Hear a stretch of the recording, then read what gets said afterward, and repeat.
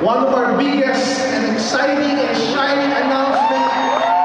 Mark your calendar because we will make a huge monumental history with this day. What's the day going to be? Mark May 31. May 31. Do you want to know the venue? Say where? Say where? Our venue would be the Philippine Arena. And we will have a project which we call Project 55,000. Are you ready to shine for this event?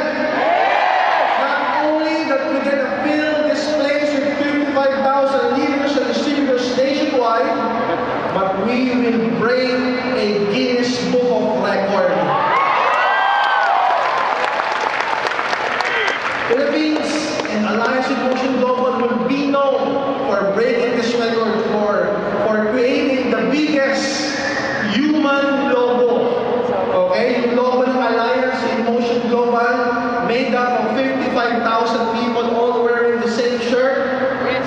Be part of this history. Be part of this record. If you're going to be part of this record, you can tell your kids, you can tell your group, or kasama ko dyan. It's May 31. 55,000 kami. May dumating na lang ang Guinness Book of Record. Binilang lahat. And the company and the Philippines has a Guinness Book of Record because of this monumental day. Are you excited for this? As early as today, campaign it already. May banner the days na pag humingi ka ng ticket, ilan ang ticket na kailangan ng grupo mo? 1,500 lang ibibigay sa'yo.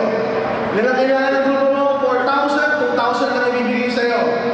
The good thing with this venue, this day, ilang libo man ang kailangan ng grupo mo, we have the tickets to give you.